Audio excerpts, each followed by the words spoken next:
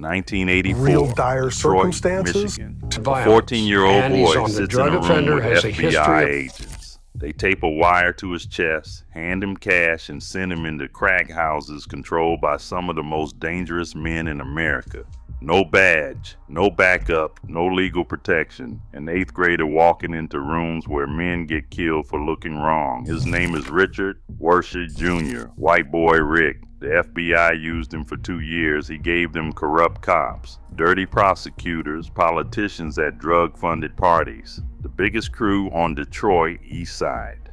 Then at 16, they cut him loose. No severance, no protection, no transition plan. Just a teenager with no diploma, a network of drug connections, and a skill set that only works in one industry. So he did what the streets taught him. He was, in short, abandoned. At 17, he got arrested. 1 drug charge, no murders, no weapons, no violent crimes, just cocaine. The sentence? Life, no parole. Here is what should keep you up at night. The killers he helped the FBI catch walked free before him. Hitmen cut deals and saw daylight in 8 or 10 years. Corrupt cops who moved product themselves served half his time.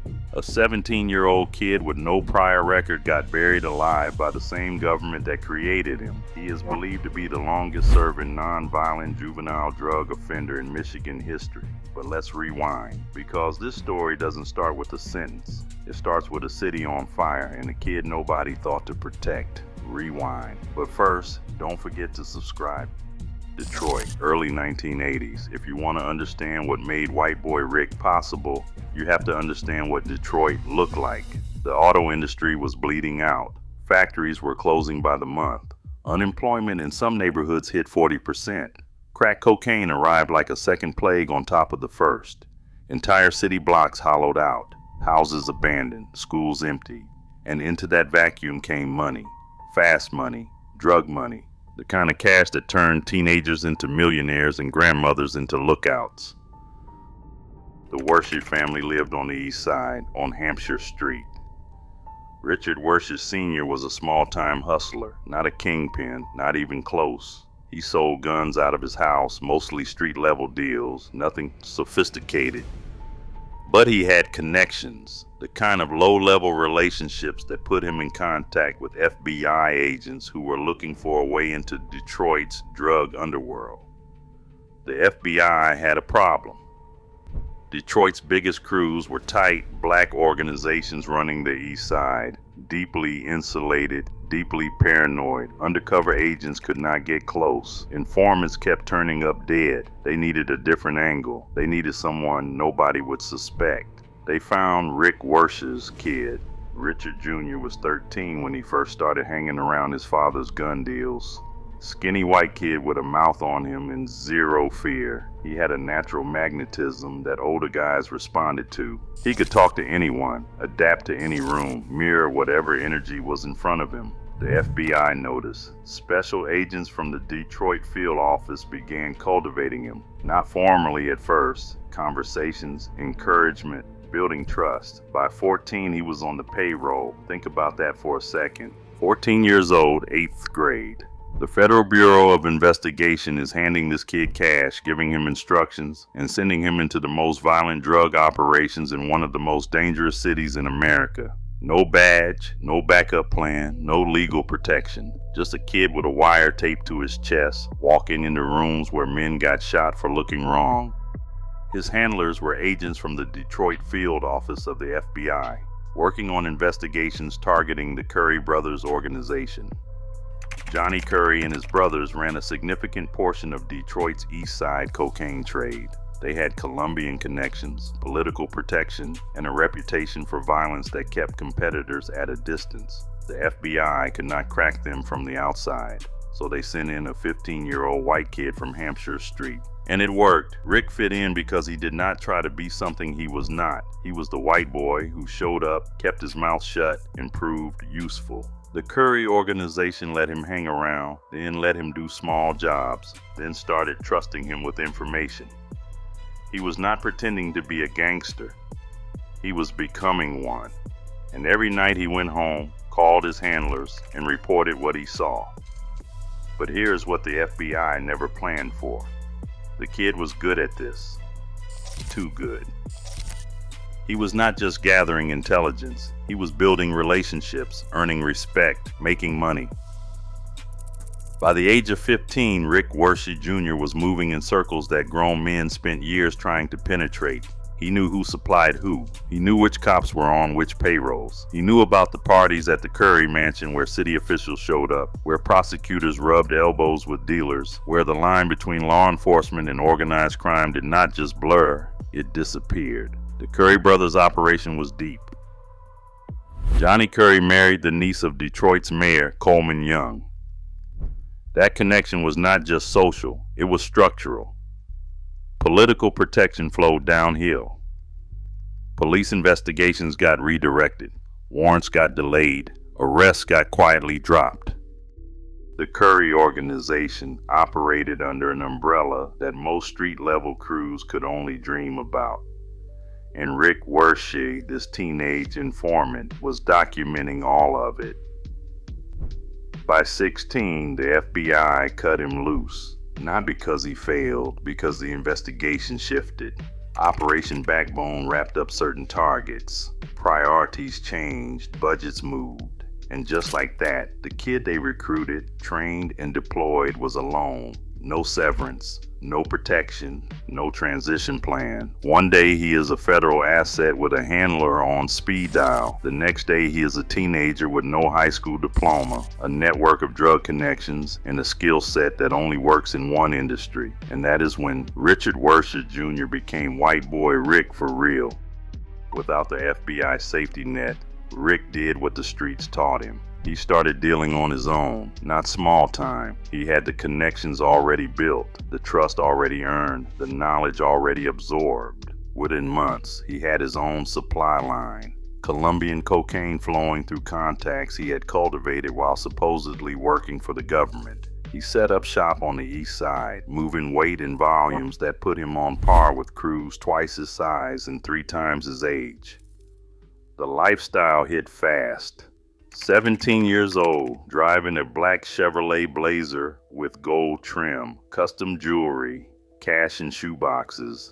Girls twice his age. He threw money around East Side clubs like confetti. Bought his father a new car, took care of his family in ways a factory job never could. The neighborhood knew him, everybody knew him. White boy Rick, the teenager who moved like a veteran. But here's what most people miss about Rick Wershe's operation. It was never about empire building. He never had 100 soldiers, never controlled territory block by block like the big organizations. He was a connector, a middleman with direct access to product and a customer list that spanned the east side. He moved kilos, not dime bags. Wholesale, not retail. The volume was serious, but the structure was lean. No massive crew to manage. No street corners to defend. Just product, customers, and cash flow. And that lean structure is exactly what made him vulnerable. No army meant no protection. No political connections of his own meant no umbrella. The same politicians who partied with the Currys had no loyalty to a 17-year-old white kid from Hampshire Street. When the heat came, Rick Wershe stood alone. May 1987, police recovered approximately 8 kilograms of cocaine connected to Rick Wershe near his home on Hampshire Street. Over 17 pounds. Street value at the time pushed past $1 million. Rick Wershe, 17 years old, was arrested. He was charged under Michigan's 650 lifer law. That statute was brutal and specific. Possession with intent to deliver 650 grams or more of cocaine or heroin carried a mandatory sentence of life in prison without the possibility of parole. No judicial discretion, no mitigating factors, no consideration of age. 650 grams or more and you die in prison. Rick had 8 kilograms, 12 times the threshold. The trial was swift. Rick's defense tried to raise his FBI cooperation. They tried to tell the jury this kid was recruited by the federal government, that he was an informant, that the same system now prosecuting him had created him. The judge shut it down. The judge ruled that his prior work as an informant was irrelevant to the current charges. The jury never heard the full story. They saw a drug dealer with 8 kilograms and did the math the law told them to do. Guilty. Life without parole. He was 17 years and 11 months old. Here is where the story curdles, because what happened to Rick Wershe after sentencing wasn't just the machinery of justice grinding forward. It was a system actively working to keep him locked up long after the reason made sense. Michigan eventually reformed the 650 lifer law in 1998. The mandatory life sentence was softened. Inmates convicted under the old statute could petition for resentencing. Many did. Killers got out. Armed robbers got out. Men who ran organizations 10 times the size of Rick Wershe's operation saw daylight, not Rick. Every time he came up for parole, something blocked it. Objections from prosecutors, letters from law enforcement, opposition that seemed coordinated, persistent, personal. And that is when people started asking the obvious question, why? The answer, or at least the one that makes the most sense, lives in what Rick Wershe knew, not what he sold, what he knew. During his years as an informant and his years in the game, Rick had accumulated knowledge about corruption in Detroit that reached into the highest levels of city government. Dirty cops, crooked prosecutors, politicians on drug payrolls. He knew names, he knew dates, he knew dollar amounts. He had been in the rooms where deals were made, literally wearing a wire for the FBI. Some of those people were still in power when Rick came up for parole. Some had moved into higher positions. Some had retired but still carried influence. And a free Rick Wershe, a Rick Wershe who could talk to reporters, who could testify in new proceedings, who could name names on camera. That Rick Wershe was a threat, not a physical threat, an informational one, the most dangerous kind. His lawyer would later argue exactly this, that powerful people in Detroit's political and law enforcement establishment worked behind the scenes to keep Rick Wershe incarcerated because his freedom threatened their secrets. It wasn't about the drugs anymore. It hadn't been about the drugs in decades. It was about silence. Keeping him locked up kept him quiet. A prison cell is the most effective gag order ever invented. Year after year, the pattern repeated. Parole hearing. Objection. Denied. Another year, another hearing, another objection from someone connected to the old guard, another denial. Men who committed murders while Rick sat in prison caught lesser sentences and walked free. The disparity was grotesque. Meanwhile, inside the walls, Rick Wershe became a model prisoner. No violent incidents, no gang affiliations. He earned his GED, took college courses, mentored younger inmates, did everything the system said a man had to do to demonstrate rehabilitation. None of it mattered. The door stayed shut. His family suffered in ways that don't make headlines. His daughter grew up visiting her father behind glass. Birthdays passed, graduations passed, his mother aged, his father aged. The world outside kept spinning while Rick Wershe stayed frozen at 17, stuck in a system that used him up and threw him out like an empty shell casing. But here's what changes the math. The story goes public. Journalists start digging, documentaries get made, the details come out, and they are ugly. A 14-year-old recruited by the FBI. A teenager given life without parole for a nonviolent first offense. Killers and rapists paroled while he sits. The stench of political corruption suffocating every parole hearing. The narrative shifts from drug dealer to something else entirely. Victim, casualty, scapegoat. After Michigan reformed the 650 lifer law in 1998, prisoners sentenced under the old statute could seek parole. Rick applied, and the opposition came again. Wayne County prosecutors fought it. Letters from former law enforcement flooded the parole board. The same people who should have been investigated for their own corruption were spending political capital to keep a nonviolent offender behind bars. The hypocrisy was staggering, but slowly, painfully, the walls started cracking. Media pressure mounted. Civil liberties organizations got involved. People who had never heard of Rick Wershe started asking how a teenager could serve longer than most murderers. The question echoed through courtrooms and newspaper columns, and eventually into the offices of people who had the power to do something about it. In 2015, Rick was finally granted parole on the Michigan drug conviction. He should have walked out. He didn't, because Florida had a hold on him. Years earlier, while still incarcerated in Michigan, Rick had been implicated in a car theft ring operating out of the prison. The details were murky. There were allegations that he helped facilitate the operation from behind bars using phone calls and intermediaries. Florida prosecutors charged him. So instead of freedom, Rick Wershe got transferred, Michigan to Florida, one cell to another. The Florida case dragged on for 2 more years. His lawyers argued he had served enough time. Prosecutors argued he was still a criminal, still manipulating from inside. The judge split the difference. Rick eventually took a plea deal on the Florida charges, which added more time but finally established a concrete release date. In the summer of 2020, after a brief release in 2017 on the Michigan charges and then the Florida complications, Rick Wershe finally walked out as a completely free man. More than 30 years entangled in the prison system for a drug offense committed when he was 17. No murder, no weapon, no victim with a bullet wound or a broken bone, just cocaine and a law designed to be merciless, and a system that chose to be even more merciless than the law required. The man who emerged looked nothing like the kid who went in. 17 to 47, the entire arc of young adulthood, middle age, everything that makes a life, consumed by concrete and barbed wire.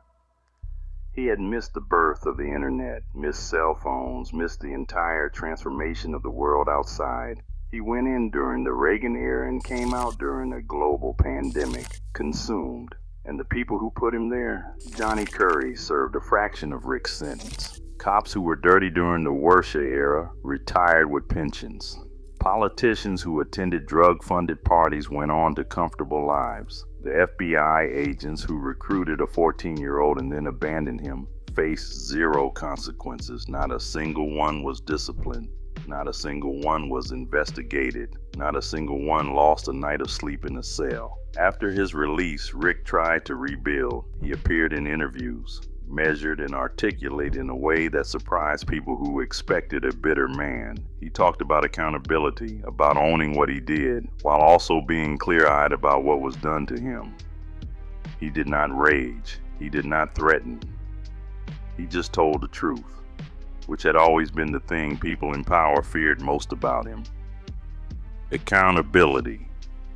His story spawned a feature film in 2018, White Boy Rick, starring Matthew McConaughey as his father. Hollywood took its liberties, smoothed some edges, dramatized others, but the core remained. A kid weaponized by the government and then discarded by it. The movie brought national attention but changed nothing legally. Rick was still in prison when it premiered.